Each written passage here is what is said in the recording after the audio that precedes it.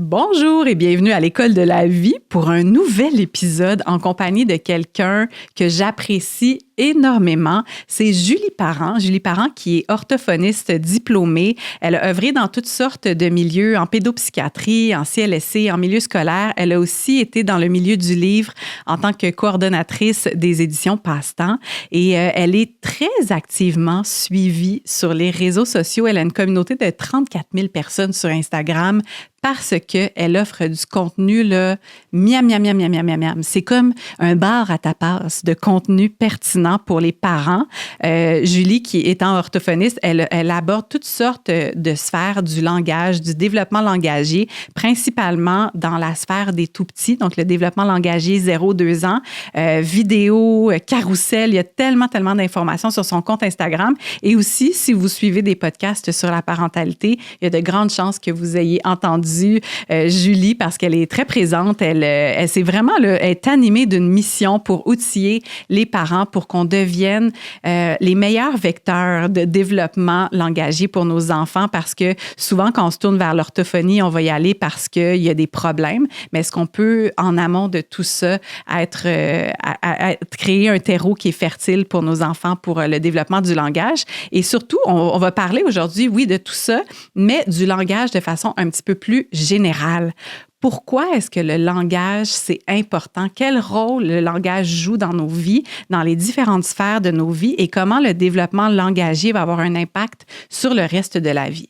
Et là, moi, Julie, je l'écoute dans ses vidéos et je la trouve tellement captivante. Je sais pas, elle réussit à capter notre attention. Puis moi, ça me fascine. Quand je trouve que des gens sont captivants, je les observe. Je suis un petit peu comme Martine Marois, si vous avez entendu l'épisode avec elle, où elle parlait des grands athlètes qu'elle imitait. Elle regardait leur posture et tout ça, puis elle imitait pour être capable d'incarner ces capacités-là. Puis moi, je regardais les vidéos de Julie, puis j'étais comme, elle est tellement bonne pour vulgariser. C'est une très bonne vulgarisatrice scientifique. Comment ça se fait? C'est quoi sa petite sauce magique? Et là, il y a quelqu'un qui m'a aiguillée en me disant, elle fait pas juste du contenu pour le développement langagier des enfants, mais Julie aussi, elle offre de la consultation pour la prise de parole en public, particulièrement en accompagnant les femmes et particulièrement encore plus les mères qui retournent sur le milieu du travail avec tous les défis qui sont inhérents à la maternité. On retourne au travail, on n'est pas trop sûr de nos affaires, on se sent un petit peu moins sur notre X. Donc, je me suis dit, je pense que c'est le sujet que j'ai envie d'aborder principalement avec Julie. Nos capacités de communication, c'est tellement important, la communication, se faire comprendre, être capable de véhiculer nos idées dans cette époque que l'on traverse.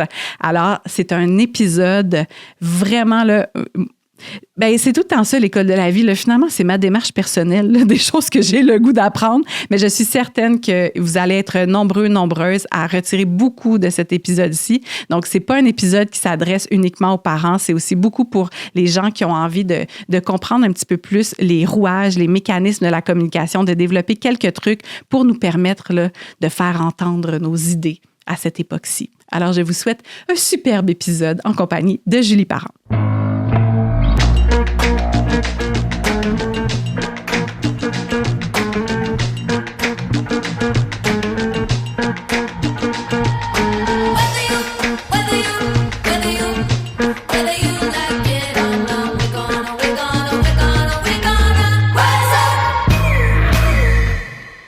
Julie, je suis vraiment contente. Ça fait vraiment longtemps que j'ai le goût de te rencontrer. Bien honnêtement, là, je suis un petit peu fangirl. C'est vrai? Oui. Mais mon Dieu, tu m'avais pas dit ça.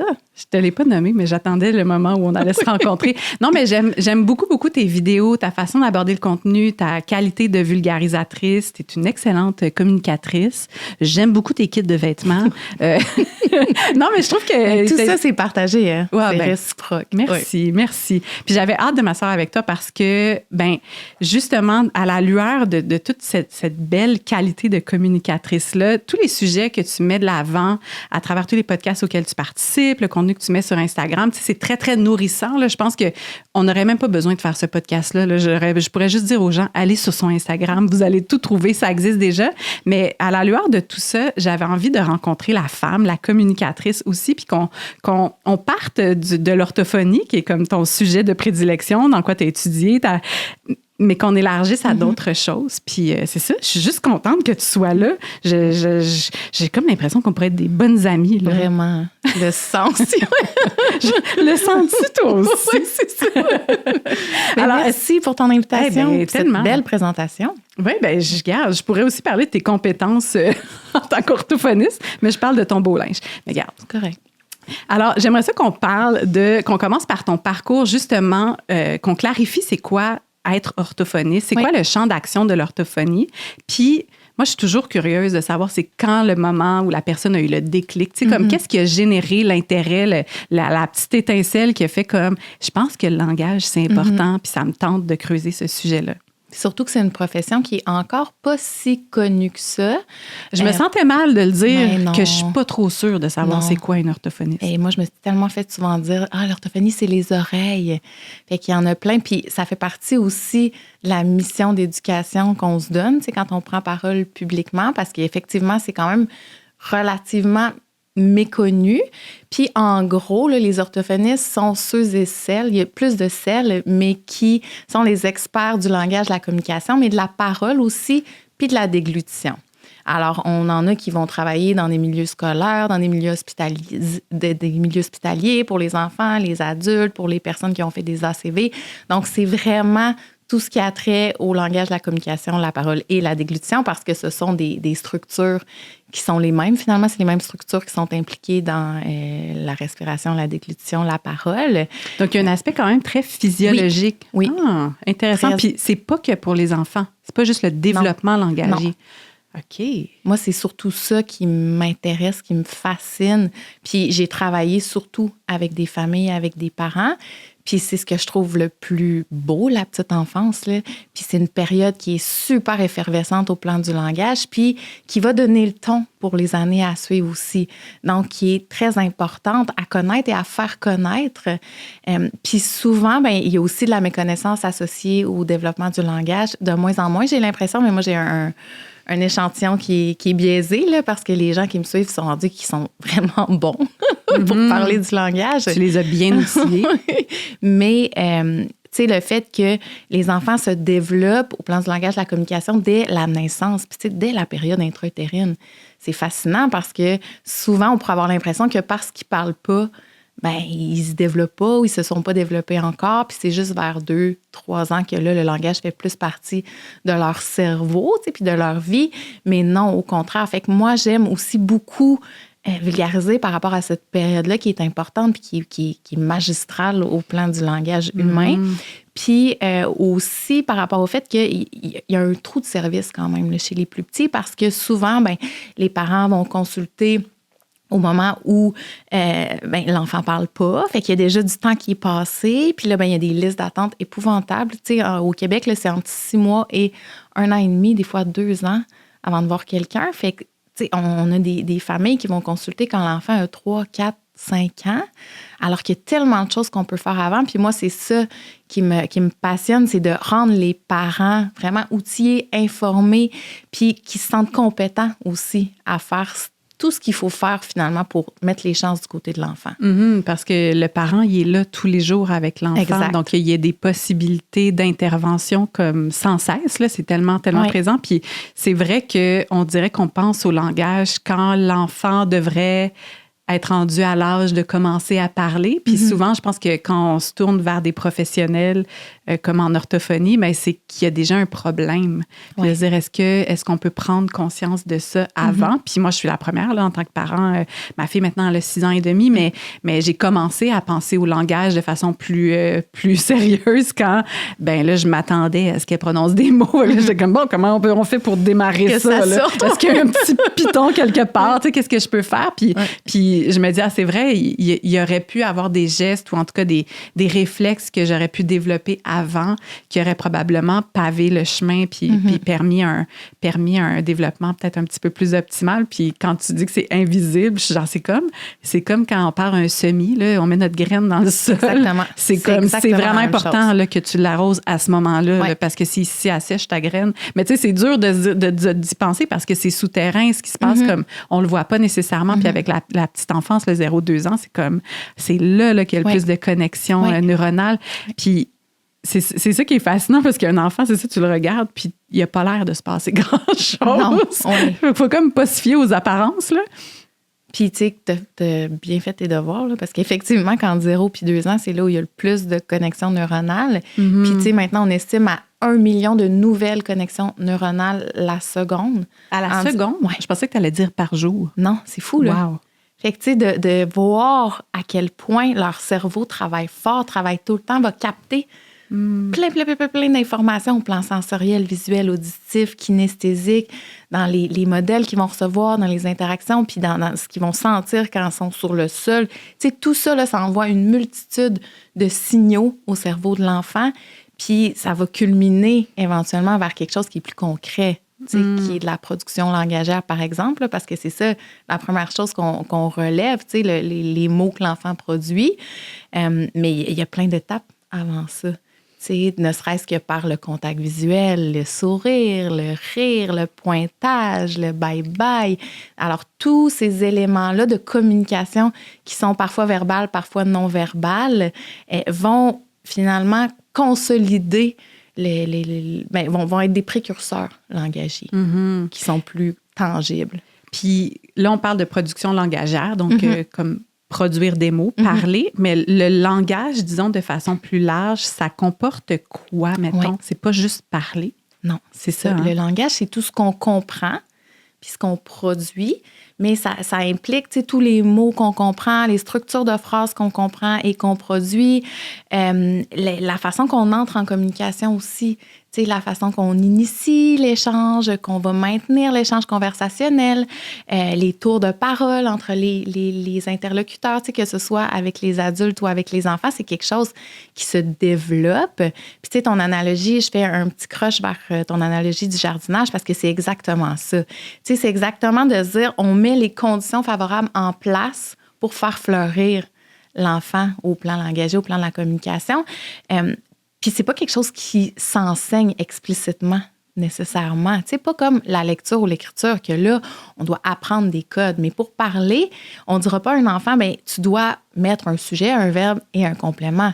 Ça émerge naturellement quand les bonnes conditions sont en place, quand on met la bonne quantité d'eau au bon moment, le bon ensoleillement. Donc, la façon d'entrer en relation, tout ça, c'est des choses, les formules de politesse, le fait de ne pas couper la parole de l'autre, ça fait partie du langage aussi.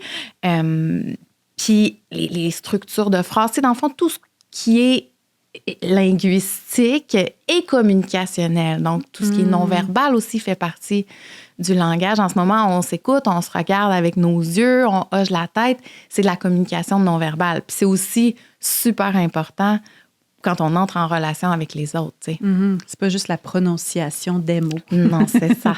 Ça va vraiment au-delà de ça. Puis je pense qu'un des moments où j'ai le plus cliqué avec ton contenu, c'est quand je pense que j'ai saisi l'impact du développement langagier ou l'impact du langage de façon générale dans nos vies. Ouais. C'est sur tellement de plans. On dirait qu'on pense au langage, puis on pense à la communication, puis les relations interpersonnelles, mais ça va bien au-delà. Puis au niveau des...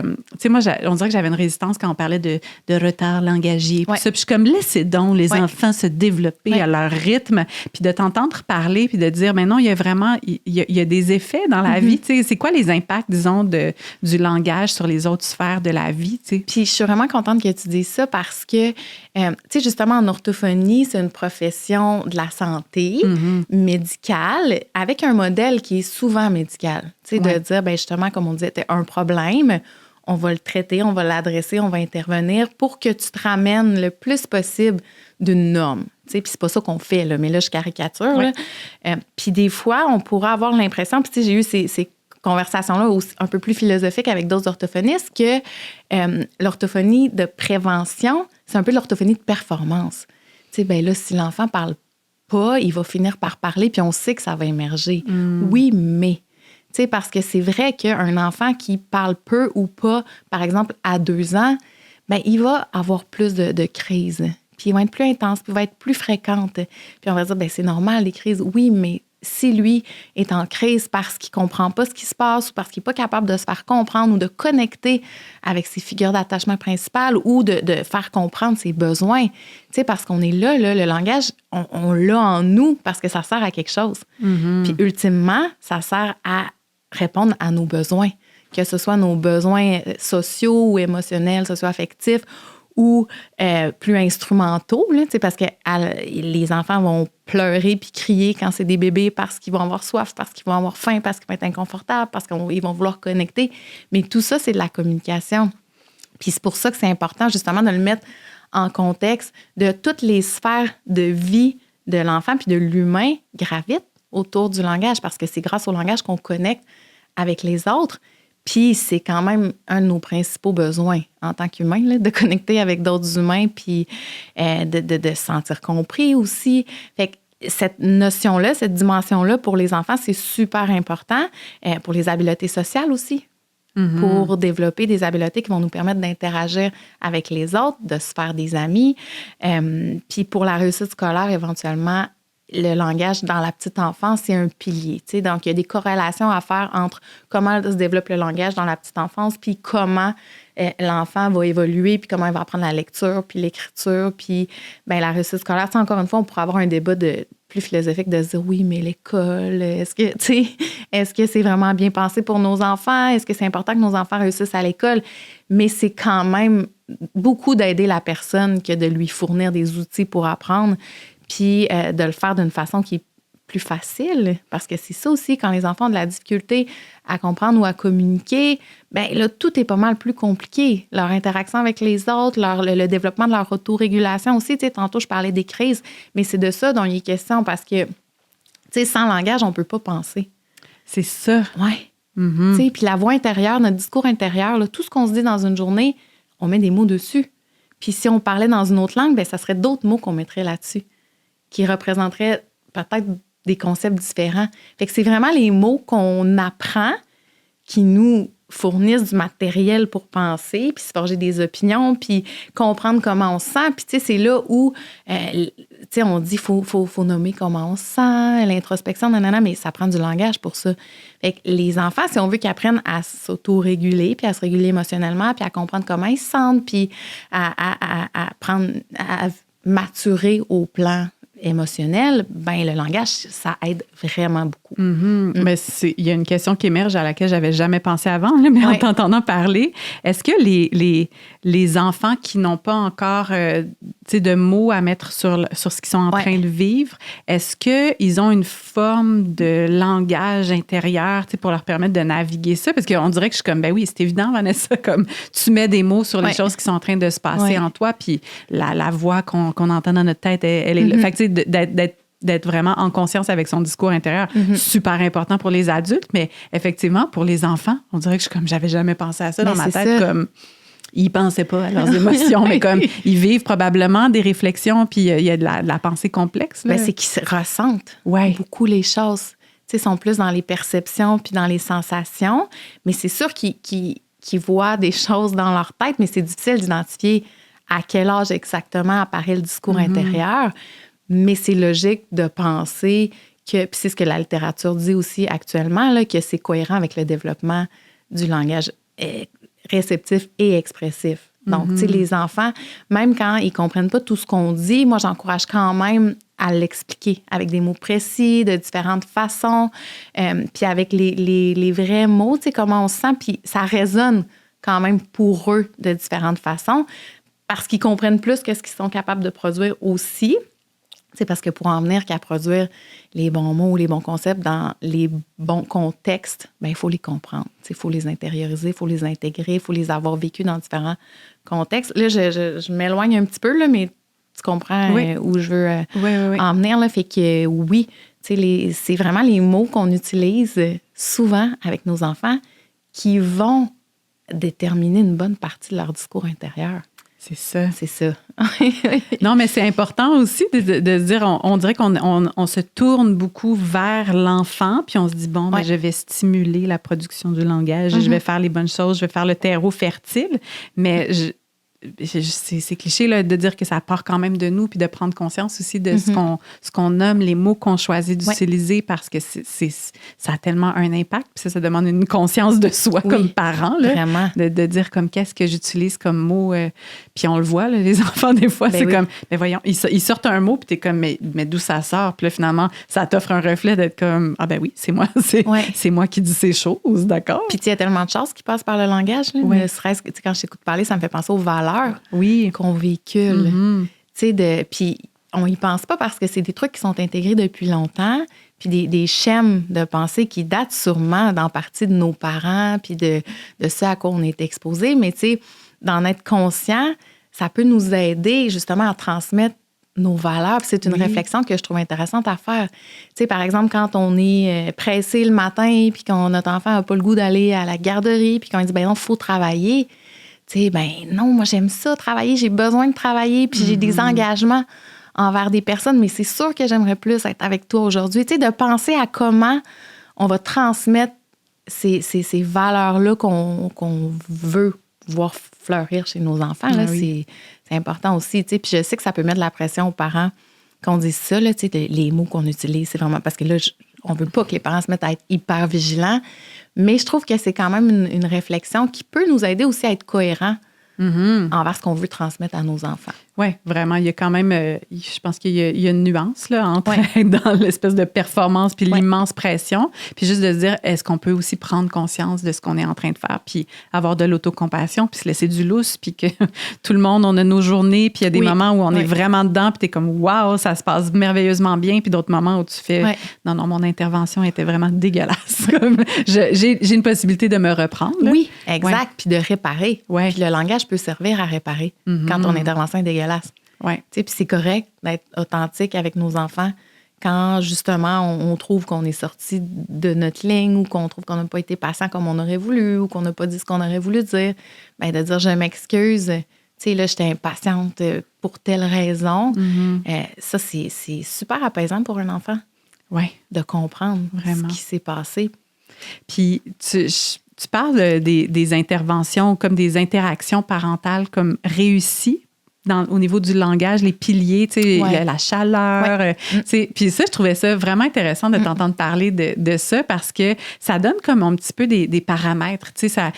Penser aux mots qu'on utilise, super important, mais de se rappeler aussi qu'il y a toutes sortes d'autres paramètres dans notre façon d'interagir avec notre enfant qui peuvent entrer en ligne de compte, puis de peut-être pas essayer de mettre notre attention sur tout en même temps. Là, c'est comme des fois, ça peut être un petit peu rushant, mais juste de dire, OK, ben là, mon mot était peut-être mal choisi, mais j'avais une présence qui était chaleureuse. Exact. Il y a comme...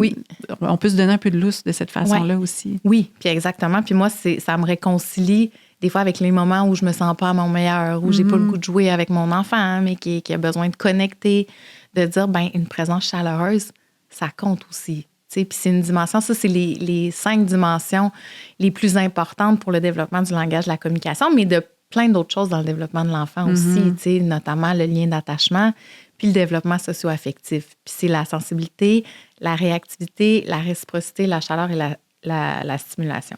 Fait qu'en fait, c'est un peu genre être à l'écoute, répondre. Oui. Être réciproque, c'est on fait la même chose au même moment. Tu sais, mettons, tu as des parents qui sont un peu plus directifs, qui veulent amener l'enfant là où... Puis, tu sais, ça arrive à tout le monde, en fait, là, parce que souvent, c'est comme ça que le cerveau de l'adulte fonctionne. Tu sais, d'avoir un objectif. Ou c'est quoi le dessin que tu vas faire, ou c'est quoi on va mettre tel objet par-dessus, ou ben non, là, on est en train de regarder un livre, on va lire le livre. Mais l'enfant, lui, naturellement, il va nous montrer ce qu'il a le goût de faire, puis ce qu'il est en train de faire. Puis ça se peut qu'il soit juste en train de tourner les pages d'un livre, puis que ce soit ça qui l'intéresse à ce moment-là. Fait que le fait d'aller dans le même sens que l'enfant, tu sais, d'aller vers un but commun, sans que le but soit nommé, mais qu'on fasse la même chose au même moment, que les tours de parole soient somme toute équilibrés, tu sais, qu'il n'y en a pas juste un des deux qui sont en train de toujours parler, ça, c'est important aussi. Fait que la sensibilité, réactivité, réciprocité, la chaleur, comme tu l'as dit, tu sais, le fait d'être chaleureux, d'être affectueux, d'avoir une intonation vocale qui est mélodieuse, qui est en lien avec ce qu'on est en train de faire ou de vivre ou, tu sais, qui est cohérent avec ce que vit notre enfant. Puis la stimulation, bien là, c'est ce qu'on comprend souvent de l'orthophonie, là, justement, d'apprendre des choses, d'expliquer à quoi ça sert un objet X ou d'expliquer un concept, de donner des synonymes. Fait que moi, je trouvais ça vraiment intéressant d'en parler justement parce que ça met en perspective beaucoup. Parce que souvent, j'ai l'impression que les parents se mettent de la pression pour stimuler. Ouais. C'est comme si on veut remplir notre enfant d'informations, puis le stimuler, puis avoir des objectifs. Puis là, j'essaie d'y apprendre les couleurs, mais ça marche pas. Puis là, c'est à quel âge que je peux y apprendre les chiffres. Puis alors que le fait d'être dans l'interaction de qualité, c'est beaucoup plus large que ça. Puis ça se dessine justement dès la naissance, tu sais, quand notre enfant craque, puis qu'on se demande pourquoi, puis quand il essaie d'attraper un objet. Ah oui, tu veux attraper la balle. Tu sais, tout ça, ça fait partie des aptitudes parentales qui vont être favorables au développement de l'enfant. Puis j'entends parler, puis on dirait que la phrase de Maria Montessori là, qui monte, tu sais, qu'un enfant, c'est pas un vase qu'on remplit, c'est un feu qu'on allume puis qu'on nourrit, mais de se rappeler aussi, parce que c'est sûr que quand on veut bien faire les choses, puis là, il y a une évidemment, il y a la performance parentale qui rentre là-dedans. Là, puis j'en fais partie. Puis il y a vraiment des choses que moi, je dois désapprendre par rapport à la performance. Mais je t'entendais parler de tout ça, puis les 5 dimensions. Puis tu donnes souvent des exemples comme parler en HD, là, mettre des mots en relief. Là, un petit peu comme quand on met des extraits sur Instagram. Là, regarde, il y a un mot important. Là, mais de parler comme ça avec notre enfant, de répéter, de reformuler. Puis tout ça, je t'entends le dire, puis je me dis... Mais ça ne s'applique pas juste aux enfants. On dirait que ça s'applique à la communication de façon beaucoup plus large. Puis moi, ça m'a vraiment fait me questionner à propos de ma façon de communiquer les choses. Qu'est-ce qui est efficace? Qu'est-ce qui fait que quelqu'un est captivant? Puis je t'écoute dans tes vidéos, puis je me dis, t'es vraiment captivante. Puis là, mais il y a une...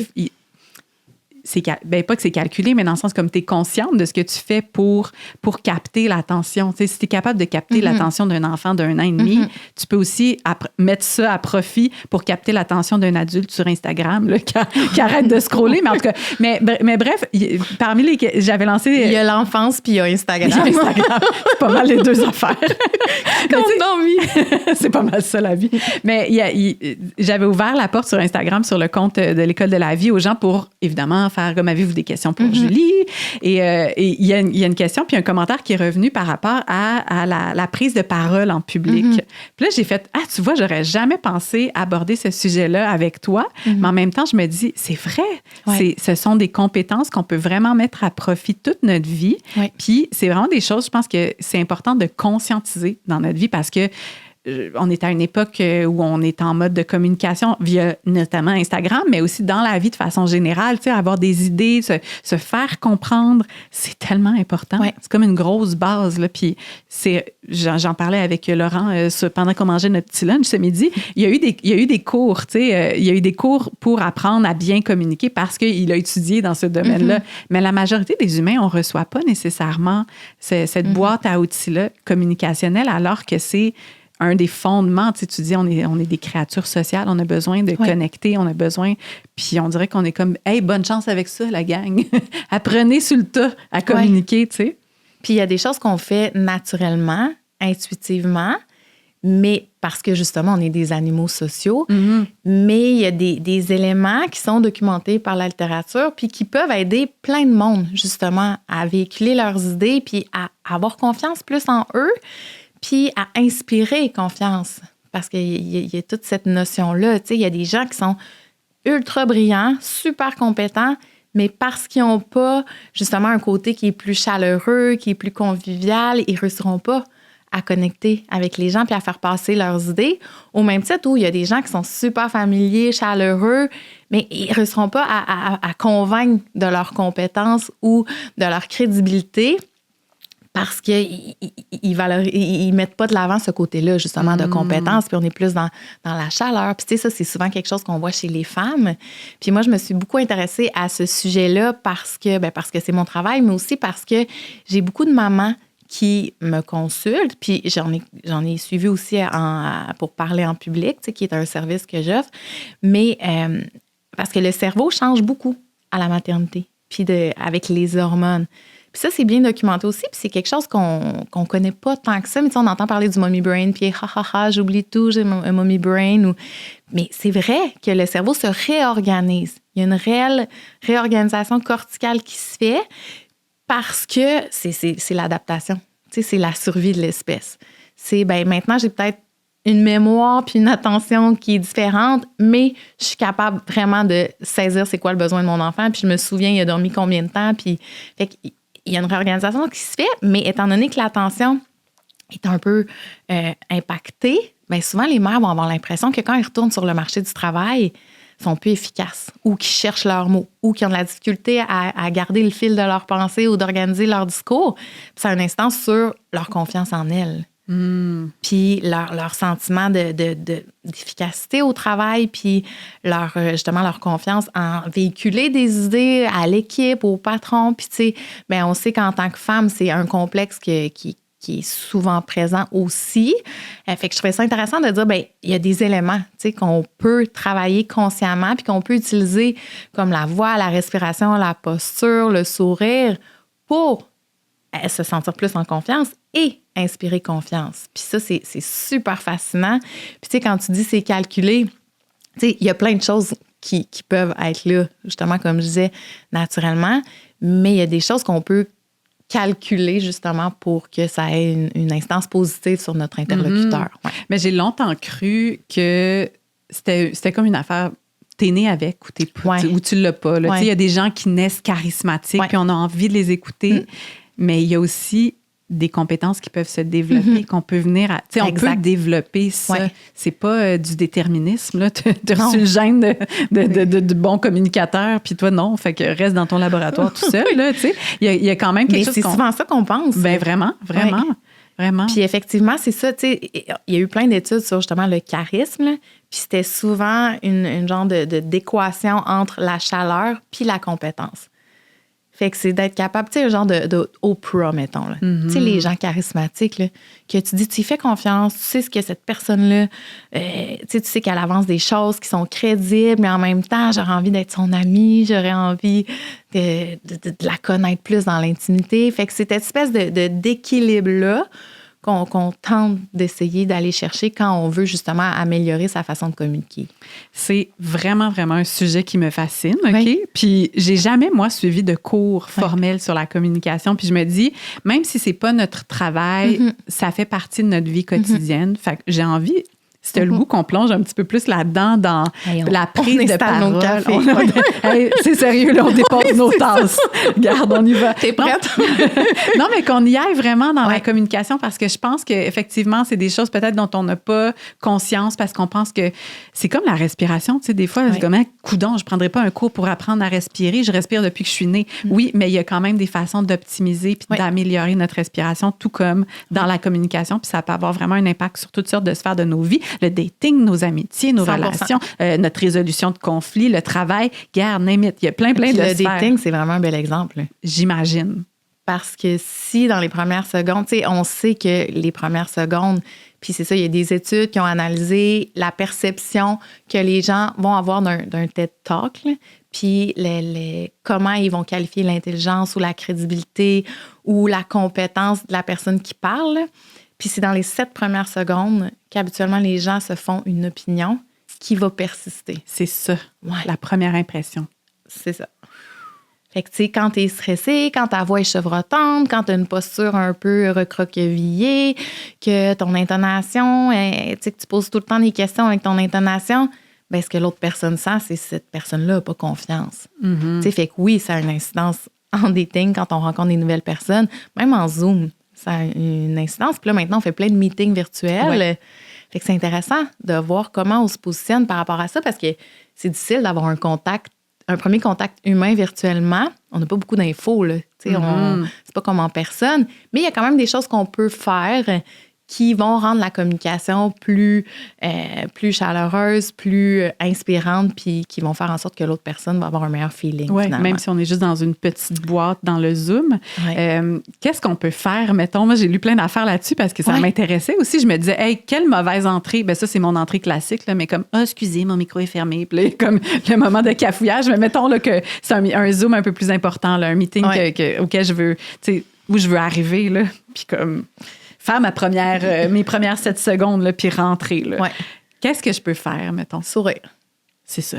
C'est ça. Le sourire, quand c'est un sourire qui est senti, par contre. Si on n'est pas à l'aise et qu'on fait un sourire fake, non, avec ça, les yeux t'as l'air un peu figés, psychopathe en ça, ce moment. c'est senti. Non, mais c'est vrai, il y a comme un petit malaise, un faux sourire, on dirait que c'est comme, mais voyons. Fait que ça, tu sais, les sourires figés ou fake, puis tu sais, que ce soit en vidéo ou en photo, on est mieux de pas sourire que de faussement sourire. Mais le sourire, là, puis tu sais, quand on demande aux gens, est-ce que cet interlocuteur-là, ce locuteur-là ou la personne qui est en train de faire une présentation est intelligente, c'est le sourire qui va être la variable la plus déterminante. Est-ce que c'est vrai? Ouais. Même si le son est éteint. Que ce soit sur mute ou avec le son, si la personne a un sourire qui est contagieux, qui est sincère, les gens vont avoir plus l'impression que cette personne-là est intelligente. C'est fascinant. C'est fou, hein? Oui. Oui. Fait que le sourire, les gestes des mains, c'est super important. Puis en Zoom, Laurent dit oui avec sa tête. D'accord. Puis en Zoom, le fait de montrer sa main au début, puis ça, c'est drôle parce que c'est quelque chose que moi, je fais naturellement, mais après ça, j'ai vu que c'était vraiment bon, fait que je continue de le faire. Mais le fait de montrer sa main c'est encore une fois une question de survie. Tu sais, là, quand tu te retrouvais à l'époque préhistorique avec un autre humain bizarre qui avait ses mains en arrière de son dos, là, tu dis, qu'est-ce qu'il y a? Qu'est-ce qu'il y a? Il me cache quelque chose. Il va peut-être s'en prendre à ma vie, s'il y a une roche ou un fusil. Alors, quand on est en visio, si on ne montre jamais nos mains, c'est awkward. C'est vrai. Puis c'est inconscient. La personne ne s'en rend pas compte, mais il y a quelque chose qui est dérangé à l'intérieur puis qui est comme... Qui limite la connexion humaine puis l'ouverture puis la perception positive qu'on peut avoir des propos de l'autre. Parce que c'est de ça dont il est question. C'est à pareil propos, qu'est-ce qui va faire en sorte que notre idée va être mieux véhiculée puis plus efficace. Donc, les gestes des mains, puis encore une fois, dans l'analyse des TED Talks, c'était les gens, les orateurs qui utilisaient le mieux leurs mains qui étaient les mieux perçus. Fait que, tout ça, c'est une question de dosage aussi, mais c'est quelque chose qu'on voit souvent, que je vois souvent, moi, en consultation, en parlant en public, je sais pas quoi faire avec mes mains. Fait que là, il y a comme plein de petits mouvements parasites, mais qui font que tu sens que la personne est nerveuse. Fait que, tu sais, toute l'histoire de la posture aussi.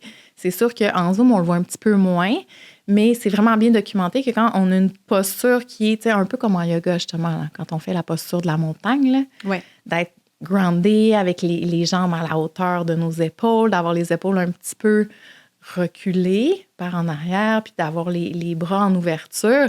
Mais juste ça, quand on le fait, là, d'abord, on respire mieux. Puis c'est nécessaire de respirer pour parler. Puis on se sent plus en contrôle puis en confiance. Ces postures-là ont une incidence sur notre sentiment de confiance et donc sur la confiance qu'on va inspirer aux autres personnes. Oui, s'il y a une ouverture ici, là, juste au niveau du sternum, là, il y a une ouverture aux idées, mais il y a aussi le fait que j'ai assez confiance. Il y a comme quelque chose dans la confiance. Moi, je fais juste le faire, là, puis je suis comme, OK. Et on le sent, il y a quelque chose dans la proprioception. Exactement. On le sent, là, comme ça change quelque chose en nous, et donc, ça change la façon dont on se présente aussi. T'sais. C'est vraiment une question de proprioception parce que, notre cerveau, on apprend puis on intègre des choses en imitant. C'est comme ça que les enfants apprennent, par mimétisme, avec ce qu'on appelle les neurones miroirs. Fait que le cerveau, c'est comme s'il prenait des photos puis qu'après, il recopie ce qu'il a vu ou entendu. Mais quand on a, par exemple, qu'on ancre une posture de confiance, quand on fait un sourire, même si on ne file pas, bien, c'est comme si ça convainquait un peu notre cerveau, en faisant un ancrage sensoriel, moteur, de l'émotion. Ça nous induit un petit peu l'émotion que cette posture ou cette expression faciale-là nous inspire. Puis ça nous fait libérer aussi de l'ocytocine, de sourire, par exemple. C'est vrai? Juste sourire, ça fait libérer l'ocytocine? Le contact visuel aussi avec les autres, c'est fou, hein?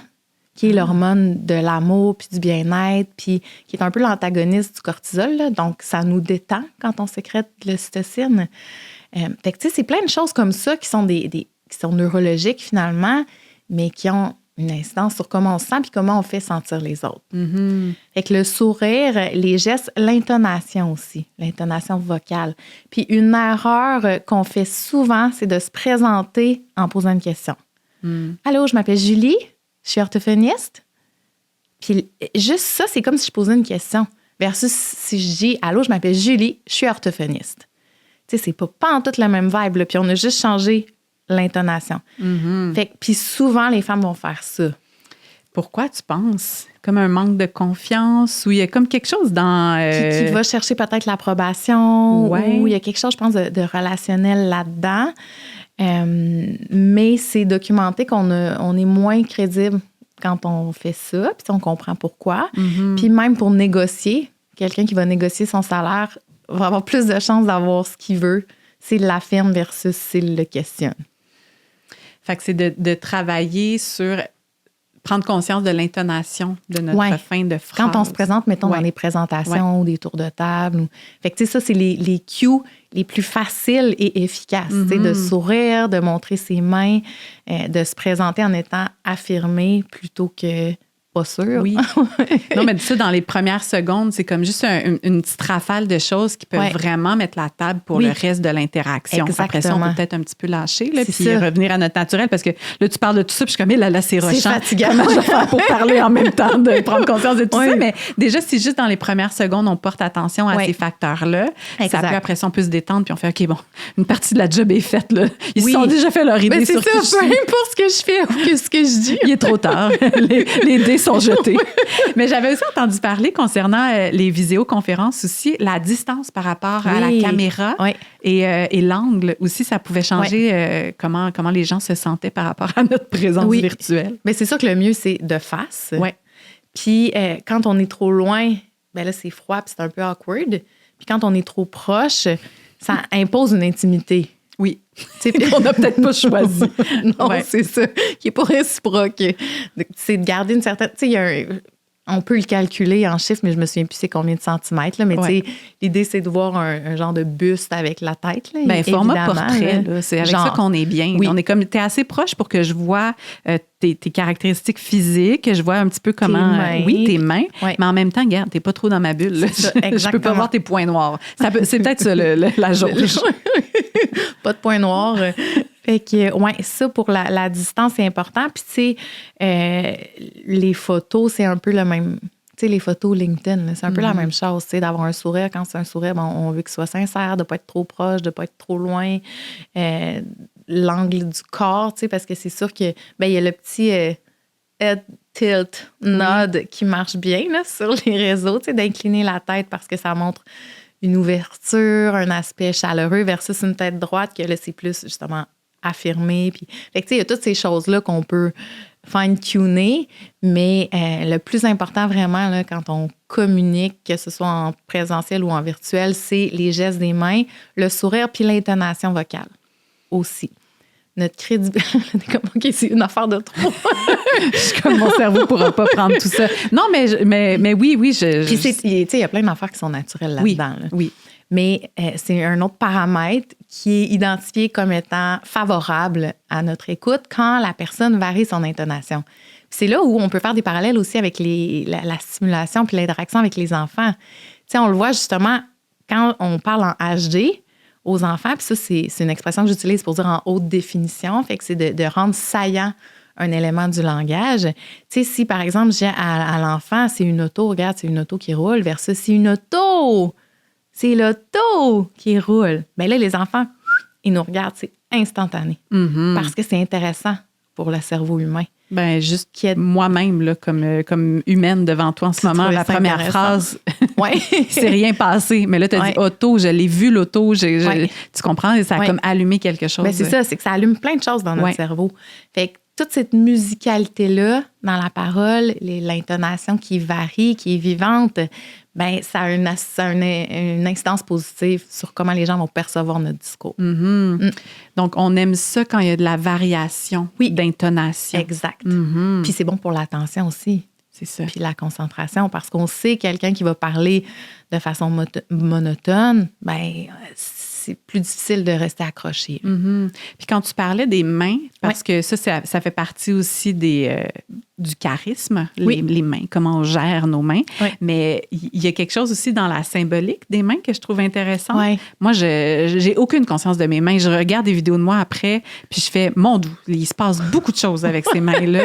Elles vivent leur propre projet, là, on dirait, indépendamment de ma personne. En tout cas, j'ai l'impression des fois que mes mains sont possédées. Mais je sais qu'il y a comme une symbolique ou un sentiment, ou une émotion qui est véhiculée par l'ouverture ou la fermeture, ou en tout cas, si les paumes sont en bas, les paumes sont en haut. Bien, quand les paumes sont ouvertes, justement, ça témoigne plus d'ouverture à l'autre. Tu sais, quand on pose une question, souvent, on va mettre nos mains vers l'avant. Puis des paumes vers le bas, bien là, on est dans une posture qui est un peu plus directive. Tu sais, voici ce que je vous affirme, c'est la vérité. Versus, avez-vous déjà pensé que... Fait que, tu sais, on peut encore aller plus loin, justement. Je suis contente quand Laurent est d'accord. Lui qui a étudié là-dedans. Fait que c'est des choses, tu sais, quelqu'un qui voudrait approfondir la question puis pousser vraiment sa façon de communiquer, c'est toutes des choses qui comptent effectivement, mais tu sais, jusqu'à un certain point aussi, là. Après, ben c'est une question de rester naturel puis d'oser, parce qu'il n'y a rien de plus gagnant, finalement, que d'être naturel. Mais des fois, ça aide les gens à retrouver leur naturel, je trouve. C'est ça. C'est comme, des fois, moi, il y a des gens que j'entends parler dans la vie, très relax. On a une discussion un peu, tu sais, comme ça, naturelle.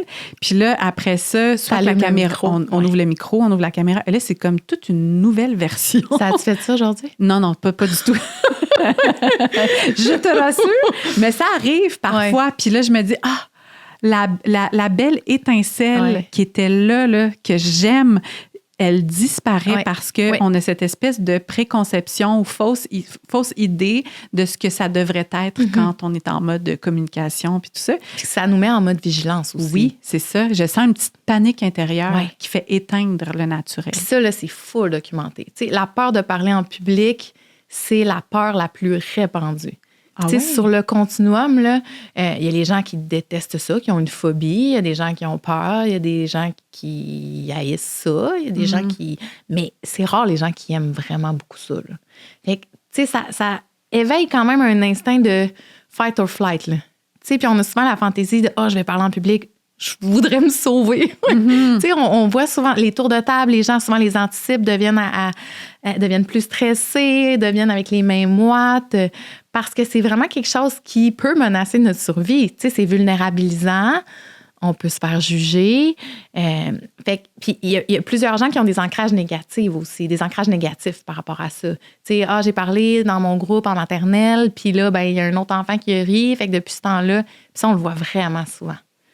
C'est comme si les ancrages étaient tellement intenses de ces expériences-là que les gens, après, ont de la difficulté à passer par-dessus. Fait que c'est pour ça que je trouve ça le fun, les petits trucs concrets qui sont des stratégies qui sont vraiment efficaces puis qui nous aident à nous sentir plus en contrôle puis à livrer un message qui est plus efficace aussi. Tu sais, pour essayer de déconstruire un peu, justement, ces ancrages-là, puis parce que l'émotion, elle reste là. Tu sais, on le sait, là, ça s'imprime, là.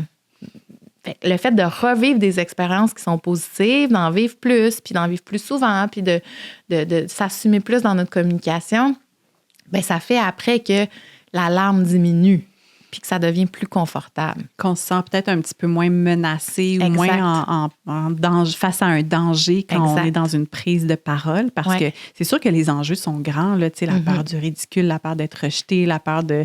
Il y a tellement de choses, puis je comprends que c'est comme toutes ces peurs-là peuvent être activées quand on est dans la prise de parole. Oui. Puis là, finalement, on va recréer cette réalité-là parce qu'on passe un motadine de mauvais moment. Exact. Puis les gens autour, ben c'est un mauvais moment parce que tu es dans cet état-là aussi. Fait que là, comme ça vient revalider cette croyance-là. Puis des fois, c'est un petit peu difficile de s'en sortir, mais de créer des... Tu sais, je pense peut-être de se pratiquer avec des gens avec qui on se sent déjà aimé de base. Tu sais, là, on nomme toutes sortes d'outils, mais c'est peut-être pas le moment là, de les mettre en place quand t'es comme... Devant le micro, les caméras et Laurent. Non, mais tu sais, devant plein de gens. Tu sais, dans un contexte où il y a beaucoup de choses qui sont en jeu. Tu sais, peut-être commencer à se pratiquer dans un souper de famille, de se dire, OK, je vais y penser à ces trucs-là, puis je vais essayer de les mettre en place. Utiliser mes mains. Je vais varier mon intonation. Je vais penser à ces choses-là. Puis dans le meeting Zoom. Oui, c'est vrai. Tu sais, on est tellement habitués, il y en a tellement souvent. Puis des fois, je dis même aux gens, levez-vous pendant votre meeting. Tu sais, déjà pour ancrer quelque chose qui est plus représentatif dans la vie, là, parce que c'est ça qui est plus intimidant, souvent quand on est debout devant tout le monde. Fait que, de se lever pour justement avoir une posture qui est plus favorable, pour se sentir plus en confiance, ça peut être aidant parce que des fois, quand on est assis, notre posture est moins optimale, puis on a tendance à jouer avec des trucs sur notre bureau. Ça peut être une autre façon aussi, de se dire, bon, mais cette semaine, j'ai 2 meetings, je vais me pratiquer pendant ces 2 meetings-là, puis je vais vivre des expériences positives. Puis en sachant justement que le fait de se sentir en confiance, puis là, on est encore dans le discours intérieur. On a parlé un peu du discours intérieur tantôt. Puis le fait de nourrir un discours intérieur envers nous-mêmes qui est positif, ça aussi, ça fait sécréter de l'ocytocine. Ça, c'est vraiment cool. De se dire, je suis bonne, je suis capable de faire ça. Puis, il y a quelque chose d'un peu quétaine là-dedans, là, puis ésotérique, là, de la pensée positive. Là. Mais quand on voit que ça a une instance neurologique, c'est quand même fou. Là. De dire, quand moi, je me parle à moi-même comme si je m'aimais, ça me fait sécréter une molécule de l'amour puis du bien-être. C'est cool en même temps. Ouais. Fait qu'avant une prise de parole, juste de se dire qu'on est capable, qu'on a confiance, puis qu'on est une personne qui est appréciée, puis qu'on a un beau sourire, ça peut aider à justement setter le ton, puis faire en sorte que la rencontre soit plus agréable, puis qu'on soit plus fiers de nous aussi. Parce que c'est ça l'affaire, c'est que, puis tantôt je t'écoutais parler, puis des fois c'est la peur aussi de ne pas être représentatif de soi, là. Mm-hmm. Tu sais, de dire, moi, j'ai plein de compétences, j'ai plein de connaissances, je suis une personne qui est drôle, mais là, quand j'arrive avec le micro puis les caméras ou que je parle devant du monde, j'ai l'impression que je suis plate ou que je suis pognée ou que je suis pas fluide. Puis, c'est toutes ces choses-là qu'on peut reconstruire un petit peu. Mm-hmm. Fait que d'aller connecter ou prendre conscience de notre discours intérieur, c'est tellement important. Vraiment. Puis je pense qu'on le voit, l'impact d'un discours intérieur négatif quand les gens prennent parole. Puis moi, je l'ai vécu, là, quand j'ai commencé la télé en direct. Tu sais, moi, j'étais une petite fille qui aimait pas ça, les communications orales. Fait que moi aussi, j'ai eu comme ce moment-là à déconstruire, là, de ça peut être traumatisant, puis j'ai l'air vraiment nounoune, puis tout ça. Puis toutes les belles affaires que j'avais apprises sur les pandas pour ma communication orale sur les pandas, je les ai toutes oubliées. Ma belle pancarte, j'ai tout oublié devant mes amis. Fait que j'ai eu cette part-là comme qui a continué à m'habiter, tu sais, de faire comme, quand je prends parole, toute mon intelligence disparaît, comme toutes les choses que je connais, je vais les oublier. Regarde, tu vois, c'est pour ça que j'ai un petit cahier avec plein de notes. C'est une bonne stratégie. C'est une stratégie, ça m'aide. Je la regarde pas, ma feuille. C'est sécurisant. Mais ça me sécurise. Tu vois, j'ai bien les mains agrippées sur mon cahier. Là. Je suis comme, j'ai être sûre de manquer les pages sont ondulées de ma moiteur de main. Non, mais tu sais, de juste se dire comme... Quand c'est ce discours intérieur-là, je vais oublier mes affaires. Je vais me tromper de mots.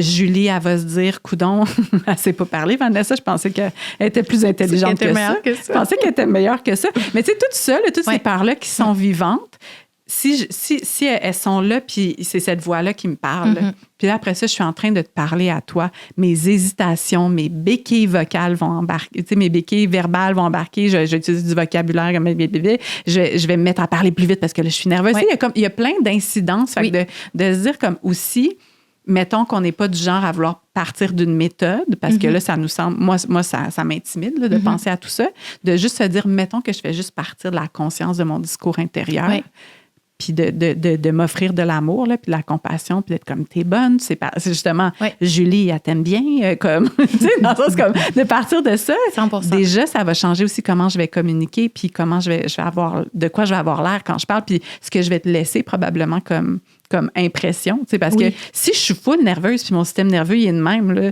toi aussi tu vas ressentir ça, puis comme, écoute, ça me tente pas d'être avec Vanessa, elle est bien sénère, comme désagréable, passer un moment avec elle, fait que de prendre conscience aussi que ça a un reflet à l'extérieur, puis qu'on a beau avoir toutes les techniques possibles, si on est un gros paquet de nerfs en dedans. Puis ça nous stresse nous-mêmes. Oui. Tu sais, là, la fois que ta voix tremble, que t'es pas fluide, que t'as l'impression de faire n'importe quoi avec tes mains, bien là, t'en es conscient, puis là, tu te dis, oh non, merde, je suis mal à l'aise, je vais rendre l'autre mal à l'aise, puis là, ça te rend encore plus mal à l'aise, fait que là, ça fait une grosse boule de neige. Fait que c'est pour ça que de s'ancrer une couple de petits cues, ça peut être payant. Parce que même si t'es stressé à l'intérieur de toi, parce que, tu sais, ça, le stress, on le vit d'une façon ou une autre, tu sais, à différents degrés, puis selon les circonstances, bien, justement, ta posture, tu peux l'ancrer, tu sais, t'as du contrôle là-dessus. Ton sourire, t'as du contrôle là-dessus, tes mains, t'as du contrôle. Fait que je trouve que ça peut vraiment atténuer l'espèce de boule de neige, là, puis de faire en sorte qu'on ne perd pas le contrôle finalement. Est-ce que la respiration, ça joue un rôle? Oui. Oui, hein? Oui. Je me dis, là, Oui. je pense que de respirer... Oui. Puis c'est pour ça que la posture, tu sais, justement, parce que, en fait, on parle grâce à l'air qu'on respire, tu sais, grâce à l'air qu'on a dans nos poumons. Fait que le principe de base, c'est qu'on inspire et on parle sur l'expiration. Parce qu'on remplit nos poumons d'air, puis on utilise cet air-là pour la prise de parole. Alors, si on ne respire pas assez ou qu'on respire de façon très superficielle, bien là, on va chercher notre air. Puis ça, c'est quelque chose qu'on voit souvent aussi chez les gens qui sont stressés de parler en public. On dirait que je ne retrouve jamais mon air, mais c'est parce que tu ne prends pas le temps de respirer. Fait que tu ne refais pas ta ballonne d'air. Tu sais, puis de ne pas parler sur l'inspiration non plus. Tu sais, si je suis en train de parler, puis j'inspire, puis que là, tu sais, là, c'est instable, puis c'est pas une voix qui est confortable non plus. Fait que c'est de se donner le droit aussi de respirer. Puis souvent, la stratégie que je donne, c'est de ralentir le débit. Parce qu'on a tendance à parler vite, parce qu'on est dans un monde où ça va vite, parce qu'on valorise aussi les débits qui sont plus rapides, parce que dans notre société, c'est comme relié à l'intelligence. Comme si les gens qui parlent vite puis qui ont beaucoup de choses à dire, ça va vite dans leur tête puis sont plus intelligents ou plus connaissants, alors que ça n'a pas rapport. Puis dans d'autres sociétés, dans d'autres cultures, chez les Anglais, ce qui est valorisé, c'est de parler plus lentement parce que c'est signe justement d'intelligence, de sagesse. Donc, de gérer notre débit, c'est vraiment une belle stratégie parce que ça nous aide justement à être en contrôle puis à avoir l'opportunité de respirer à certains moments dans notre phrase, à être plus fluide aussi. Tu sais, puis là, tu as vu, j'ai ralenti un peu mon débit par rapport à tantôt et je suis plus fluide. C'est vrai. Parce que ça nous aide, ça nous donne du temps pour organiser notre discours. Bien, le cerveau a le temps, là. Sinon, c'est plus compliqué. Bien, c'est ça, parce que là, tu penses à ton idée, tu l'organises, puis là, si ça sort en même temps, ça se peut que ce soit moins fluide, justement.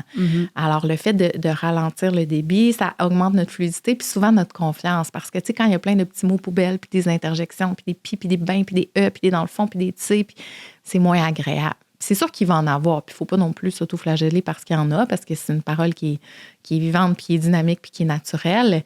Mais ça, c'est une autre vraiment bonne stratégie pour aider les gens à se sentir en confiance, de ralentir le débit. Est-ce que ce serait de prendre des petites pauses, mettons? Oui, exact. Mais parce que moi, je parle vite, je sais, là, mais des fois, juste de m'imposer une petite pause puis de ne pas avoir peur de ce micro-instant de vide, là, qui des fois peut être un peu donner le vertige. On dirait que tu as le temps de prendre conscience que il y a des gens qui m'écoutent. Il y a ce moment-là quand même qui parfois peut être intimidant là, quand il y a un vide. Puis moi aussi, des fois, la petite pause, elle me fait décrocher. Là, ou elle me fait comme prendre du retard sur l'idée que j'avais déjà. Là. Mais l'idée, c'est justement de ne pas trop être dans l'hypervigilance non plus. Et c'est pour ça que la stratégie du débit, ça fait en sorte que naturellement, on prend plus de pauses. Donc, c'est plus efficace. C'est quand on se met moins de pression à livrer un message efficacement, rapidement. Puis, tu sais, c'est une crainte aussi qu'on a souvent, là, que ce soit long, que ce soit pas intéressant, ou que les autres décrochent. Mais c'est le contraire que ça fait, en fait. Quand on prend le temps de positionner nos idées puis de véhiculer notre message de façon fluide, bien souvent, les gens vont nous écouter. Oui.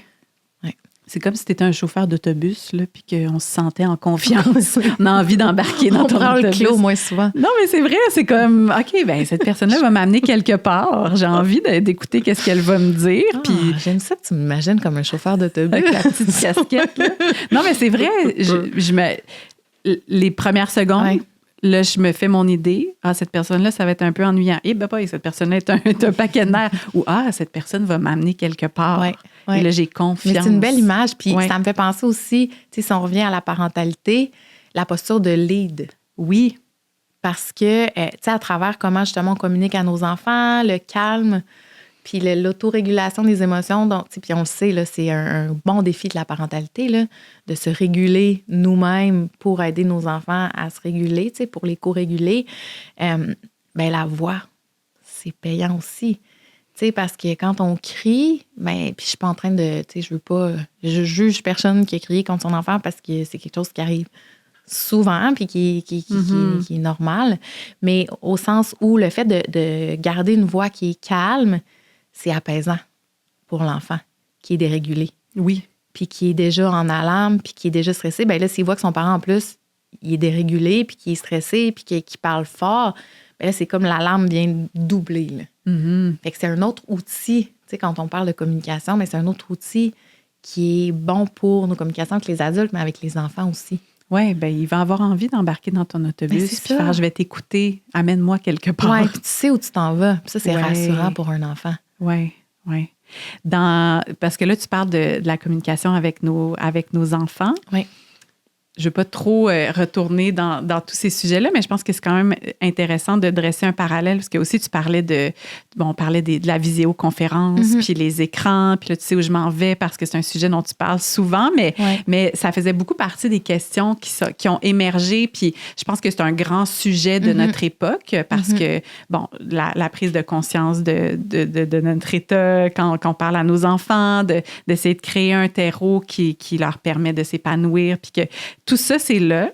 Et en même temps, il y a aussi parallèlement à ça un grand défi qui est la présence des écrans dans la vie de nos enfants, mais aussi dans nos vies d'adultes. Puis je pense qu'il y a quelque chose aussi là-dedans dans notre capacité d'attention, dans comment on a besoin d'être stimulé pour garder notre attention. Il y a toutes sortes de défis qui sont inhérents à la présence des écrans dans nos vies.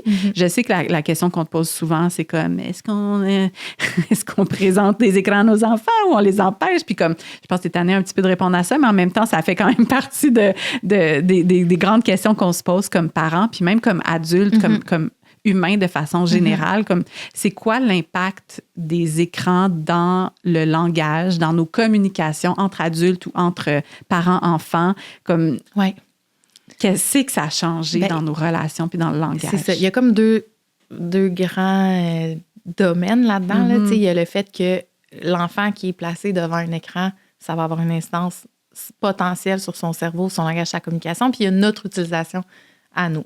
Fait que, si on commence par l'enfant, l'enfant qui est exposé de façon précoce, donc en bas âge, dans les premières années de vie, et intense, en grande quantité ou de manière intensive, on sait que ça modifie l'architecture du cerveau. Oui.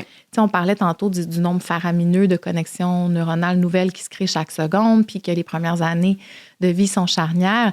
Un enfant qui est devant un écran, d'abord, il n'est pas en train d'explorer, de toucher, de sentir, d'écouter son parent, d'observer le vent qui fait bouger les feuilles.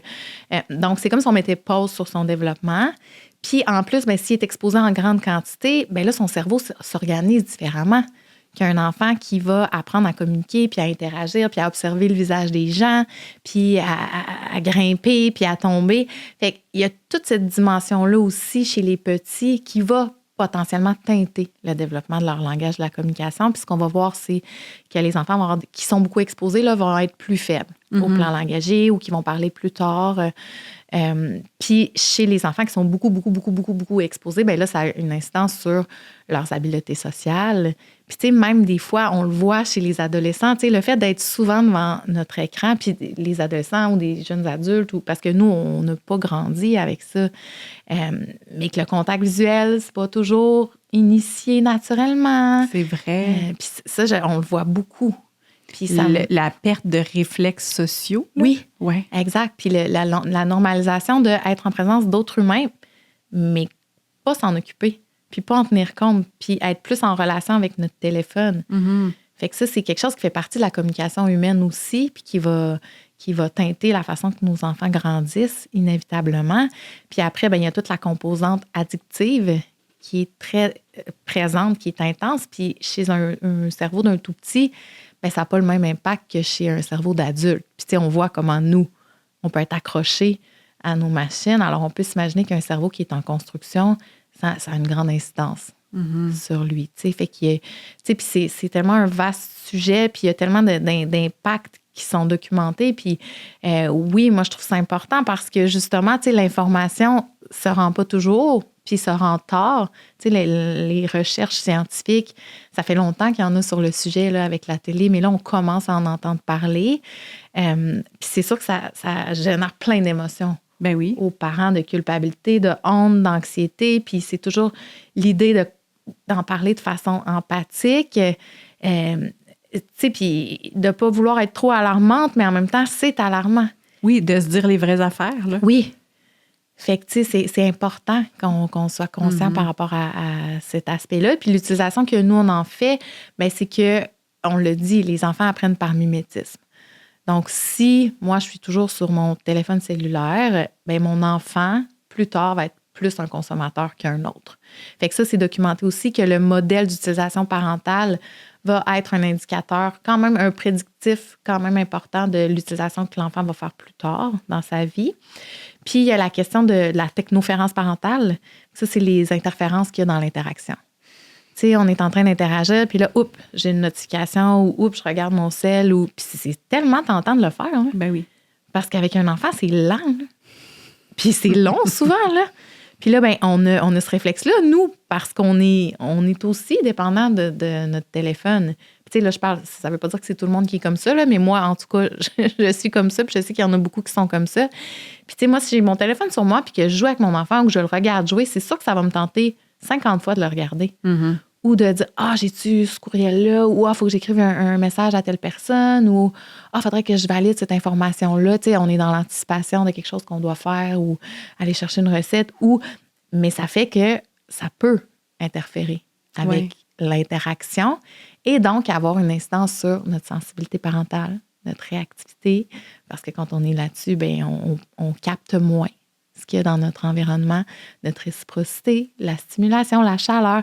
Fait que c'est pour ça que c'est important aussi, dans notre posture parentale, d'en être conscient, tu sais, sans justement se culpabiliser, parce que là, ça fait partie de la vie. Tu sais, puis, moi, une stratégie que je donne souvent aux parents, c'est de le dire à l'enfant quand on va interférer. Tu sais, de dire, là, attends un petit peu, je vais écrire un message à ma sœur parce que je ne veux pas oublier de lui dire, mais je vais être disponible dans 2 petites minutes. Tu sais, de rendre la fonction à l'objet. C'est une fonction qui est instrumentale, qui n'est pas relationnelle. Ah, c'est tellement bon. Fait que c'est ça, là. Tu sais, on ne veut pas que le téléphone devienne un compétiteur dans la relation. Ben oui, dans l'attention. C'est ça, exact. Puis tu le dis, c'est l'attention, c'est notre disponibilité. Puis le téléphone, ce que ça fait chez les petits aussi, tout comme nous, ça va capter l'attention réflexe. Tu sais, quand on le voit allumer, on n'a pas le choix de regarder. Mais ça, c'est des ressources qui sont épuisables. L'attention réflexe? Oui. Tu sais, on n'en a pas à l'infini. Puis quand on est en attention réflexe, on n'est pas en attention soutenue. On n'est donc pas en concentration. Fait que c'est pour ça qu'on veut protéger nos petits d'être en attention réflexe constamment, parce qu'on veut qu'ils soient capables d'être absorbés dans une tâche, de s'engager dans une activité. Puis je dis nos petits, mais c'est aussi nos enfants d'âge scolaire puis nos adolescents, là. Fait que toute cette question-là, puis nous aussi, notre attention dans les relations, tu sais, parce que, tu sais, je veux dire, il n'y a rien de pire que d'être assis avec son chum sur le divan puis d'avoir l'impression qu'on est dans une conversation intime, puis là, tout d'un coup, il prend son téléphone. Tu sais, même pour nous, en tant qu'adultes, c'est un bris de connexion. Mm-hmm. Oui, de se rappeler ça, parce que quand nous, on est absorbé par notre téléphone, on ne le ressent pas qu'il y a un bris de connexion, parce qu'on est en connexion avec peu importe là, ce qui a capté notre attention. On est absorbé, mais là, on ne se rend pas compte. Puis je pense que c'est vraiment plus frappant quand on regarde ça d'un point de vue extérieur. Tu fais, mais c'est d'une tristesse, l'enfant qui va avoir l'attention de son parent, puis l'autre personne qui a un écran, puis qui regarde son écran à la place de regarder son enfant. Puis, mais quand on est en train de le faire, on s'en rend pas compte. Puis je pense que dans le couple aussi, ça peut être une façon d'être mutuellement, d'être vigilant, puis de se le rappeler dans la bienveillance. Là, mais des fois, on a besoin aussi d'un petit point de vue extérieur pour nous le rappeler là, que c'est ça qu'on est en train de faire, parce que c'est l'attention réflexe, c'est fou, là, comme on ne le contrôle pas. Puis je savais pas que l'attention réflexe était limitée. Donc, on ne peut pas en avoir une quantité infinie d'attention réflexe. Bien, puis tu sais, un des principaux stresseurs en milieu de travail, c'est le multitâche numérique. Mm-hmm. Parce que ça devient surchargeant. Oui. Tu sais, de toujours une notification, un courriel qui rentre, un appel, tu sais, ça devient justement stressant, surchargeant. Puis, c'est Sonia Lupien qui a fait des études, une recherche ou une étude là-dessus qui est spécialisée en stress. Puis, elle a écrit un livre là-dessus, justement. Puis, c'est étonnant à quel point, depuis que les gens sont en télétravail, sont plus stressés, alors qu'on pensait que ce serait le contraire. Mm-hmm. À cause du multitâche numérique puis de la surcharge que ça génère.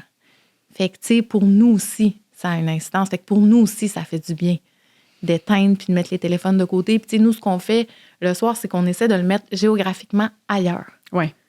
Pour qu'on ait le temps de se réguler puis de se dire, bien, si j'en ai vraiment besoin, si oui, bien, je vais aller dans l'autre pièce.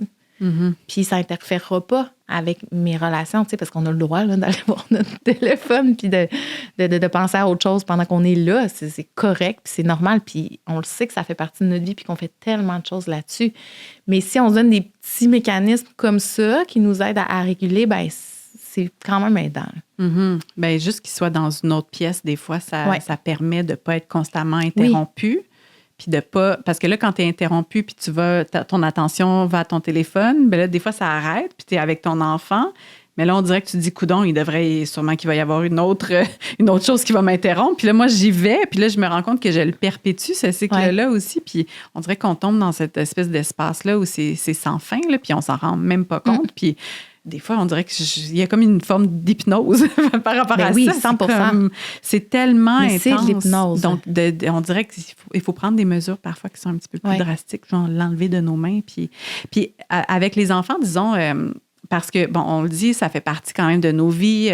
Oui, regarder des vidéos sur YouTube puis des affaires super, hyper stimulantes, mais qu'en est-il de genre parler à grand-papa et grand-maman via FaceTime ou ça, ce genre de... Tu sais, est-ce que ça rentre aussi là-dedans? Ça rentre pas dans le temps d'écran, à condition qu'on respecte le niveau de l'enfant, l'âge de l'enfant, sa tolérance aussi, parce que, ça aussi, c'est pas inépuisable. Puis les enfants deviennent un peu, des fois, fatigués ou irrités ou par le contexte de visioconférence. Mais ça, c'est sûr que c'est bon pour garder le lien avec des figures d'attachement qui sont déjà stables. Tu sais, s'il regarde notre collègue de travail, ça sert à rien. Puis c'est pas bon pour lui.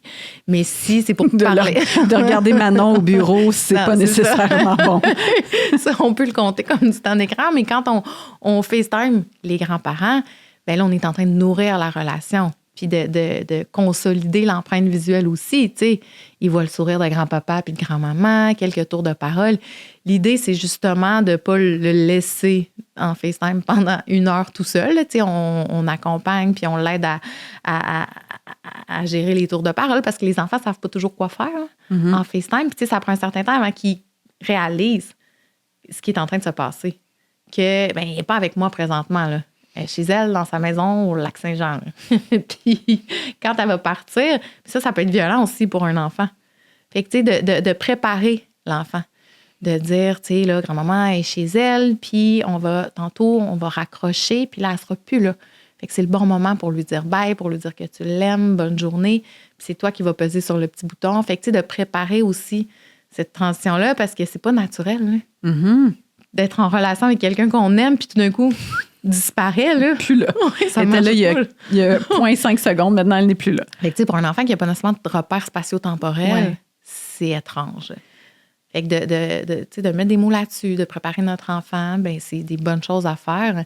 Puis quand on sent que l'enfant devient gossant, là, ça, souvent, c'est un signe qu'il faut arrêter. Non, mais tu sais, quand ils sont plus agités ou qu'ils sont plus éparpillés ou que ça devient surchargeant pour nous aussi, là, ben, l'idéal, c'est de clore la conversation. Merci, bonsoir.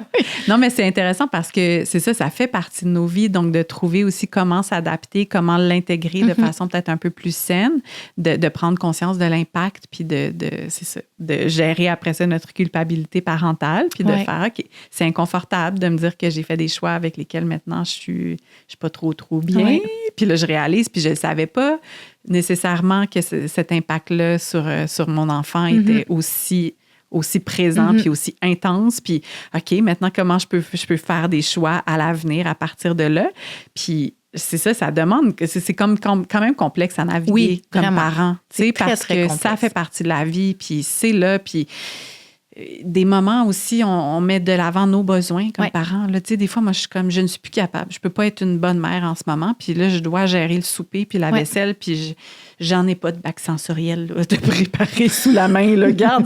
Puis j'ai pas d'imagination, j'ai pas d'espace. Puis moi, je suis allée vers des écrans à certains moments. Puis maintenant, on a mis en place d'autres stratégies. Puis on a réussi à faire tourner le vent. Là, puis ma fille ne demande plus la télévision nécessairement quand elle s'ennuie ou quand on n'est pas tellement en présence avec elle, mais ça a demandé du travail. Puis ça a été un long moment aussi de se désengager face aux écrans puis de trouver des alternatives. Puis j'avais envie de t'entendre aussi sur une des stratégies qu'on a mises en place. Puis je suis comme pas 100% sûre de mon affaire, puis j'ai pas lu vraiment là-dessus, mais on a une petite machine qui fait des histoires audio. Ouais. Qu'est-ce que tu penses de ça, des machines à histoires audio? Mais moi, j'aime bien les histoires audio dans la mesure où ça remplace pas, par exemple, le contact avec les livres. Ouais. Parce que ça demeure du divertissement passif, mais c'est pas comme un écran, là, parce que tu n'as pas la stimulation audiovisuelle constante. Puis les enfants vont quand même écouter l'histoire puis être capables des fois de rapporter certains éléments. Puis, fait que, nous, on l'utilise dans certaines circonstances. Moi, je trouve que c'est mieux qu'un écran quand on a besoin là, de quelque chose pour attirer l'attention de notre enfant ou en voiture ou les trajets, des fois avant le dodo. Les histoires audio, ça peut être le fun pour ça. Puis quand on est au courant de ce que notre enfant écoute, après, on peut réinvestir, on peut en reparler. Puis ça contribue à l'univers imaginaire de nos enfants aussi. Les histoires, puis après ça, les histoires, des fois, on peut, dépendamment de, les histoires audio, mettons sur audio, là, c'est des livres d'auteurs québécois qu'on peut aller chercher à la Bibli, puis qu'on peut réinvestir visuellement. Fait qu'il y a plein de choses qui sont intéressantes là-dedans, dans la mesure où ça remplace pas les livres, puis où c'est dosé, finalement, là, en intensité puis en fréquence. Là. Donc, c'est pas mal, mais non. Ça peut pas remplacer les livres. Non. Puis, parlant des livres, juste pour terminer, là, parce que ça fait quand même plus qu'une heure que l'on jase, hein, parle pas jase, on s'en rend pas compte, mais le temps file. Les livres, c'est quand même quelque chose que tu mets beaucoup de l'avant, que je pense que tu as envie, dans tes messages, et j'imagine dans ta mission, de transmettre l'amour des livres. En quelques phrases, là, pourquoi les livres, c'est si important dans nos vies, dans la vie de nos enfants? Pourquoi il devrait y avoir des livres? Pourquoi la lecture, c'est un gros morceau? Oui, la lecture, ça ouvre tellement de portes à nos enfants. Puis, ça leur permet de développer tellement de sphères de leur personnalité. Tu sais, on parlait, puis ça va boucler la boucle aussi, là, d'à quel point le langage nous permet d'être en relation, de connecter les habiletés sociales, l'estime de soi. Mais la lecture, c'est un prolongement. Tu sais, ça donne accès à des univers ou des connaissances auxquelles on n'aurait pas accès sinon. Parce que moi, mon enfant, je ne peux pas y apprendre tous les noms de dinosaures de la planète parce que je n'y connais pas. Mais s'il y a vraiment cet intérêt-là, il va pouvoir y accéder grâce au livre. Tu sais, c'est cool, là. Puis il y a toute la question de connaissances. Pour être créatif, ça prend des connaissances. Puis, tu sais, d'ailleurs, c'est Steve Jobs qui disait ça, que les gens créatifs ne savent pas ce qu'ils font pour être créatifs. Ils font juste relier des points entre eux. Mais il faut avoir des connaissances pour avoir des idées, résoudre des problèmes, avoir une pensée justement qui est créative, trouver un univers de possibilités ou de solutions. Après, il y a l'empathie. Tu sais, les livres, c'est le seul endroit où on est dans le cerveau de quelqu'un d'autre. C'est vrai. Tu sais, dans les émissions de télé ou les films, on présume de. T'sais, on pense que le personnage agit de cette façon-là parce qu'elle est vraiment méchante ou parce qu'elle était fâchée. Mais dans le livre, là, on va avoir accès au discours intérieur. Puis à l'espèce de soit l'ambivalence ou les émotions mitigées. Alors, on peut vraiment se mettre à la place des autres d'une façon qui est plus raffinée. Puis tout ce raffinement-là supplémentaire au plan langagier, c'est super important. Tu sais, le vocabulaire auquel on est exposé, les formulations de phrases, tu sais, on n'utilise pas le passé simple dans la vie de tous les jours. Dans les livres, oui. Donc, ça permet d'enrichir beaucoup, beaucoup, beaucoup le langage et donc, cognitivement aussi, tu sais, nos facultés intellectuelles.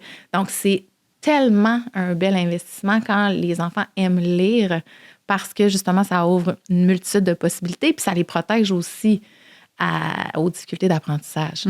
C'est parce que la réussite scolaire passe par la lecture puis l'écriture. Oui, puis l'amour des livres, on peut le modéliser nous-mêmes. Oui, 100%. En étant avec des livres dans notre maison, en les ouvrant, les manipulant. Oui. Ça, j'ai remarqué ça. Là, chez ma fille, elle est comme, qu'est-ce que tu lis? Qu'est-ce que tu regardes? Ah, je regarde un livre sur la botanique. Puis là, tu sais, finalement, on tourne les pages, puis on regarde les images, puis ça nous donne aussi des occasions de connexion. Mais après ça aussi, je le vois chez elle, elle est comme, oh, ma mère... petit matcha à la main, ça lui tente d'ouvrir un livre. Ben, coudonc, je vais aller me chercher un livre aussi. Un petit matcha. Regarde, elle est bien à côté sur le matcha. Claire, 6 ans, modélise le matcha. Non, mais tu sais, je vois aussi qu'il y a ces moments-là. 100%. Puis finalement, elle est comme, ma mère, pour relaxer, elle prend un livre. Oui. Peut-être que moi aussi, ça m'aiderait. Mettons que je veux un petit moment calme. Puis là, je la vois finalement aller dans son petit coin avec son livre. Ça devient une stratégie de régulation. C'est beau, là. C'est beau de voir ça. Puis c'est tellement un univers, les livres, là, qui s'ouvrent. Tu sais, moi, je vais juste, comme pour enfant... l'imagination. Là, ben vraiment. J'ai grandi à Sainte-Thérèse, là, dans les années 90. Là, je vais te dire qu'il ne se passait pas grand-chose. Ça ne stimulait pas beaucoup l'imaginaire. Mais les livres, tout ce que ça a créé pour moi, l'ouverture sur le monde. Ça devient un safe space aussi. Tout à fait. Tout à fait. C'était vraiment comme un univers dans lequel je rentrais, mais... Tu sais, c'est pas addictif comme un écran, parce que des fois, on se dit, ben les écrans aussi, on regarde des vidéos YouTube sur le sud de la France, mais comme, mais... les écrans peuvent aussi contribuer à nourrir cet imaginaire-là. Oui. Mais là où c'est plus délicat, c'est avec les petits. Tu sais, fait que oui, les livres, tu sais, c'est le meilleur antidote aux écrans, puis c'est tellement, justement, un bel investissement. Puis oui, de les... Je cherche mon mot, là, puis je cherche mes mots depuis tantôt. D'ailleurs, je sais pas si c'est parce qu'on a parlé de l'hypervigilance dans la communication, de les valoriser. Oui, de les valoriser, nous, comme parents, puis de changer quelques réflexes. Tu sais, comme moi, j'ai recommencé à cuisiner avec des livres de recettes. J'étais tout le temps sur mon cellulaire. J'ai recommencé à aller me chercher des livres à Bibli plutôt que les lire sur ma tablette. Pour ce contact-là avec le papier, pour le geste moteur, parce que ça aussi, c'est bon pour plein d'affaires. Mais à commencer par donner le modèle à nos enfants. Ah, tu vois, j'avais pas pensé à ça, mais c'est vrai que le téléphone, pendant que je cuisine, tu sais, ma fille, elle sait pas, elle est comme, est-ce qu'elle est en train de regarder une vidéo de chat? Elle est en train d'envoyer des textos à ses amis sur Instagram, elle travaille, ou elle regarde la recette. Tu sais, des fois, nos enfants, ils savent pas, puis tout ça, c'est dans le même objet. Fait que aussi de se mettre dans leur peau, dans leurs yeux. Il y a un parent qui regarde un écran, puis je sais pas ce qu'il fait mon parent avec cet écran-là. Puis ça peut les encourager aussi à cuisiner. Tu sais, il y a quelque chose dans la manipulation qui est intéressante. Puis d'en montrer que l'accès à la lecture, ça apporte des bénéfices. Oui. Tu sais, moi, je suis capable de lire une recette, c'est cool. Je suis capable de faire une bonne recette de biscuits parce que j'ai lu la recette. Fait que, tu sais, tout ça, là, de valoriser ce à quoi on accède grâce à la lecture puis à l'écriture, c'est super riche pour nos enfants. Puis tu parlais que ton enfant se régule grâce aux livres. Puis nous, la semaine passée, moi, Auguste, il y a 3 ans, puis il nous a dit à la garderie, parce qu'il dort pas toujours à la garderie, parce qu'il fait pas toujours la sieste, mais quand il fait dodo à la garderie, ben il se raconte des histoires, mais pas avec sa bouche. Il nous a dit qu'il lisait des livres, mais pas avec sa bouche. Fait que tu sais, là, l'accès au discours intérieur, hein? Tu sais, ça se dire, OK, lui, son discours intérieur, là, il y a des livres dedans. Là. Parce qu'il se raconte, il se lit des livres dans sa tête, des histoires dans sa tête pour s'apaiser puis en venir à s'endormir. C'est beau quand même, là. Mais ça. Puis ça, c'est des mots, d'autres mots qu'on leur donne, puis d'autres univers qu'on leur donne en les exposant aux livres, puis qui sont tellement précieux. Puis c'est des beaux moments aussi. Tu sais, les parents aiment ça, le rituel du livre. Puis ce que je dis souvent, puis tu sais, on peut terminer avec ça parce qu'on a dépassé 1 heure, c'est de lire avec les enfants jusqu'à l'adolescence. Oui. Parce que ça protège. Tu sais, d'avoir des rituels, l'attachement. Parce qu'on a l'impression que nos ados, on les perd. Là. Mais si on continue de leur faire la lecture... Tu sais, moi, il y a une prof au cégep qui nous lisait des livres, là, puis c'était vraiment hot. Là. Fait que, tu sais, de ça, c'est pas parce que mon enfant est capable de lire qu'il se doit de lire de manière autonome et indépendante. C'est vrai. 100% du temps. On peut protéger ce rituel-là puis continuer de nourrir l'interaction, puis la relation, puis l'attachement grâce aux livres. Puis peut-être que ça devienne aussi une relation de réciprocité. Oui. Notre enfant qui nous fait un petit bout de lecture. Après ça, c'est nous qui embarquons, puis de dossier entre les deux, puis de se faire la lecture. Même en couple, là, j'ai des amis qui font ça. Ils se font la lecture au lit. Hot. Je trouve ça tellement cute. Je suis comme, bon prémisse. Avez-vous un clip de lecture? De lecture. Aller dans le lit. Non, mais quand même, je me dis, j'avais pas pensé à ça, mais justement, dans l'attachement, de vivre un moment ensemble, parce que c'est facile d'ouvrir le laptop ou de s'installer devant une série télé, mais de faire de la lecture ensemble, puis une personne qui lit à l'autre, il y a quelque chose d'un peu plus engageant, en tout cas. Vraiment. Et de plus sensuel. Il y a du tournage de pages, là, puis... Ben oui, en tout cas, le bruit des pages. Hein? Tout le monde sait que... Hein? C'était très érogène. Moi, ça m'allume. Bon, l'odeur du papier. Je pense que c'est la parfaite conclusion à cet épisode. La sensualité des livres. C'est le temps qu'on arrête. Merci énormément. Merci énormément, Julie. Puis, pour les gens qui te connaissaient pas, il n'y a plus beaucoup de gens au Québec, là, je pense, qui te connaissent pas, mais pour les gens qui viennent de nous entendre et qui sont allumés par tout ça, il y a ton contenu qui est offert sur Instagram, julie.orthophoniste sur Instagram, tout est là. On peut aussi aller trouver toutes sortes de podcasts auxquels tu as participé. Tu es très active dans la sphère du podcast au Québec. Là. Merci de soutenir les podcasts, de nourrir les podcasts au Québec. Mais aussi, est-ce que tu offres de la consultation? Je pense qu'il y a des conférences. Oui. Conférences, ateliers, puis on offre de la consultation dans l'équipe d'accompagnement parental. Ouais. Donc, pour les parents qui ont des préoccupations, des questionnements, des inquiétudes avec leur tout petit, on offre l'évaluation en ligne sur la base de vidéos d'interaction entre les parents et les enfants. Puis, on accompagne les parents dans l'interaction puis dans la stimulation. Et là, j'ai ouï dire qu'il y avait un livre aussi qui était à venir, mais comme là. Oui, c'est parce qu'on est au printemps. Là. C'est ça, ça s'en vient. OK. Donc, un livre qui va porter sur les écrans. Oui, mais ça, c'est un... OK, on va le couper ce bout-là. On le dira pas. Non, mais ça ne sera pas diffusé là. Ça va être sûrement annoncé. Si tu sors ça en avril. Oui, ça va sûrement être annoncé fin mars. Ah oui, l'épisode va sortir après ça. Après? Oui. OK. Fait qu'on le dit-tu? Ben, si ça sort en avril, on peut le dire. Oui? Oui. OK, ben d'abord, je le dirai pas. OK. Excuse-moi, j'ai une tu m'as imaginé. Juste pour être sûre. Non, mais je pense que ça va être là. Mais regarde, on va le faire sans. OK. Donc, il y a un livre qui est à venir, qui est à paraître. Oui. Donc, on va suivre ça. Mois d'avril, OK. Tu vas nous annoncer ça. J'en reparle sur Instagram. Yeah! Bien, merci de faire ce travail-là qui est vraiment précieux pour les parents, de nous outiller puis de nous offrir aussi cette occasion-là de se pencher sur le langage puis sur tous les impacts que ça a puis d'être le parent qui a confiance en lui, en elle, pour justement être cette présence-là pour nos enfants, d'offrir le terreau fertile. Fait que merci beaucoup. Moi, en tout cas, j'en ai vraiment bénéficié de ta présence en ligne. Mais je suis contente. Merci à toi pour ton intérêt, ton invitation, puis ton travail. Hey.